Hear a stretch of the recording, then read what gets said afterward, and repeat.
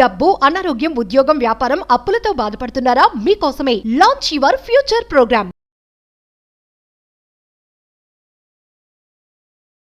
నమస్కారం అండి, డాక్టర్ శ్రీ ఆచార్య అనంతకృష్ణ స్వామి గారు. నమస్కారం. చాలా మంది అడిగేది ఏంటంటే క్లాసెస్ ఎక్కడ స్టార్ట్ అవబోతున్నాయి, డేట్స్ ఏంటి అని అడిగే వాళ్ళు చాలా మంది ఉన్నారు. ఫస్ట్ క్లాస్ వివరాలు చెప్పండి సార్. ఓకేమ్మా, ఇప్పుడు మనకి 2024లో 6 అక్టోబర్ వచ్చి విజయవాడలో ఉంటుంది, 20 అక్టోబర్ వచ్చి హైదరాబాద్లో ఉంటుంది, 27 అక్టోబర్ వచ్చి మనకి బెంగళూరులో ఉంటుంది. ఓకే. అలాగే 3 నవంబర్ వచ్చేసి మనకు వైజాగ్లో ఉంటుంది, 10 నవంబర్ వచ్చి తిరుపతిలో ఉంటుంది, 1 డిసెంబర్ వచ్చి మనకి రాజమండ్రిలో ఉంటుంది. ఈ విధంగా వీలైనంత తొందరగా ఎన్రోల్ చేసుకోండి. క్లాసులు చాలా రష్గా ఉన్నాయి. ఓకే, డెఫినెట్గా సార్. దసరా దేవి నవరాత్రులు అనగానే చాలామందికి అమ్మవారి రూపం కనిపిస్తూ ఉంటుంది. ప్రతి ఇల్లు కూడా ధూపదీప నైవేద్యాలతో కలకలలాడుతూ ఉంటుంది. మీ సబ్జెక్ట్ వేరు, కానీ ఆధ్యాత్మికంగా చూసుకుంటే చాలా డెప్త్గా, లోతుగా మీకు తెలుసని నేను చాలాసార్లు విన్నాను. మీరు మాట్లాడుతున్న కూడా అప్పుడప్పుడు నేను వింటూ ఉంటాను.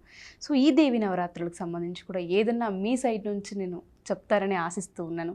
ఏం చేస్తే మంచిది అంటారు? ఆ కాస్మిక్ ఎనర్జీ ఏ విధంగా మనకి హెల్ప్ అవుతూ ఉంటుంది? ఇప్పుడు అమ్మవారిని మనం అనంత శక్తి అంటామమ్మా. అనంతమైన శక్తి అంటే అనంతం, మీకు అంతం లేదు ఇక. ఓకేనా? అమ్మవారి గురించి చెప్పుకోవాలంటే చాలా ఉంది. ఎందుకంటే మన తల్లి గురించి మనం ఎంత చెప్పినా తక్కువే.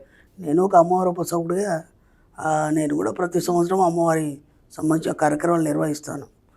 మా పీఠ సంప్రదాయం ప్రకారం నేను గతంలో కూడా వీడియోలో చెప్పాను. ఒకటి, మనకి నవరాత్రుల్లో అమ్మవారి హోమం చేస్తాం. నేను ప్రత్యంగర ఉపాసకుడిని కాబట్టి ప్రత్యంగర హోమం చేస్తాను. ఓకే. అలాగే శివరాత్రికి మనం పాశుపత రుద్రాభిషేకం చేస్తాం. అలాగే మనం మళ్ళీ గురు పౌర్ణమి ఉత్సవాలు చేస్తాం. ఇవి 3 మా పీఠ సంప్రదాయం ప్రకారం ప్రతి సంవత్సరం చేస్తాం, జరుగుతూ ఉంటాయి. దీనికి మన సబ్జెక్టుకు సంబంధం లేదు ఫస్ట్ ఆఫ్ ఆల్. ఎందుకంటే చాలామంది మళ్ళీ కన్ఫ్యూజ్ అవుతారు. ఆ గురుగారు ఏంటి, మళ్ళీ ఇదేంటి అదేంటి అని. అవన్నీ కన్ఫ్యూజ్ అవుద్ది. మా పీఠ సంప్రదాయం ప్రకారం మేము చేసుకుంటున్నాం. ఎవరైనా రావాలనుకుంటే రావచ్చు, లేకపోతే లేదు. నేను ఎవరిని రమ్మని కూడా చెప్పను. రావాలనుకునే వాళ్ళు రావచ్చు, బ్రహ్మాండంగా రావచ్చు, దాని ఏం లేదు, బ్రహ్మాండంగా రావచ్చు. మీరు రావాలనుకుంటే నెంబర్లు ఉంటే నెంబర్లో కాల్ చేసి రావచ్చు. డెఫినెట్గా సార్. ఈ 3 కార్యక్రమాలు మేము చేస్తామమ్మా. కాబట్టి అమ్మవారు అంటే నాకు చాలా ఇష్టం. ఎందుకంటే ఇక్కడ ఏం చెప్తానంటే, ఒక సాధనలో ఒక సాధకుడు ఒక స్థాయికి వెళ్ళిన తర్వాత ఏమవుతుందంటే అహంకారం అనేది వస్తుంది.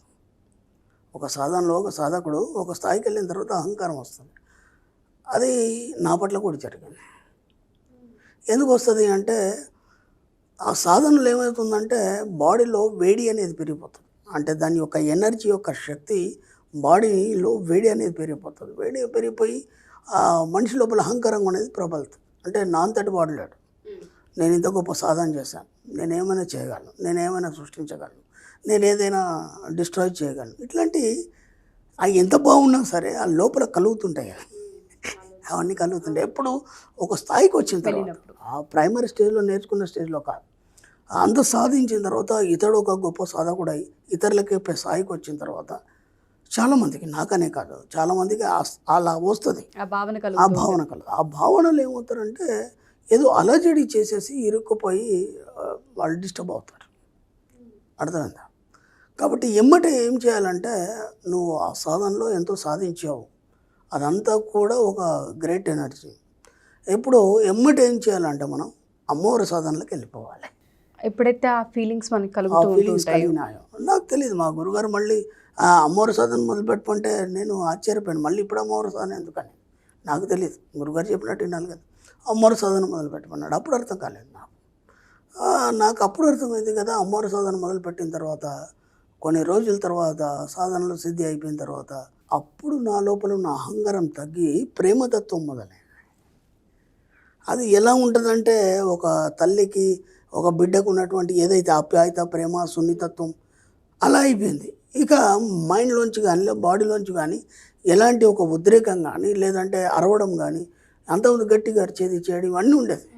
అసలు ఎప్పుడైతే అమ్మవారిని నేను పట్టుకొని అమ్మవారి సాధన చేశానో, చేసిన తర్వాత ఆ యొక్క సైలెన్స్నెస్ అనేది వచ్చేసి ఒక మృదుత్వం, ఎవరితో మాట్లాడినా ఓ చిన్న పిల్లాడిలాగా ఉండడం. అసలు నేను పెద్దోన్నని మర్చిపోయాను.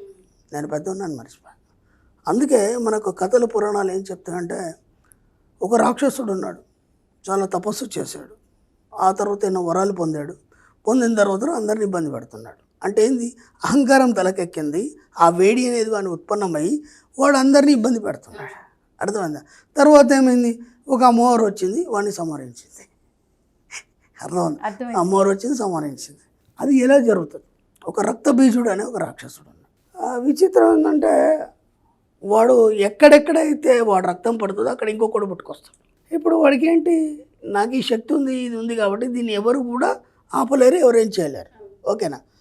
అప్పుడు దుర్గా వరం పొందింది అమ్మవారి దగ్గరికి వెళ్ళి, అమ్మమ్మ ఇది పరిస్థితి, వాడిని ఎలా చంపాలి, వాడు రక్తం బొట్టు కింద పడితే మళ్ళీ ఇంకోటి మనిషి పుడుతున్నాడు అనగానే అప్పుడు ఉంది కదా ధ్యానంలో అమ్మవారు కనిపించింది. తర్వాత అడిగిన తర్వాత నువ్వు రేపు మార్నింగ్ వెళ్ళి, నేను వస్తాను యుద్ధానికి, ఓకేనా?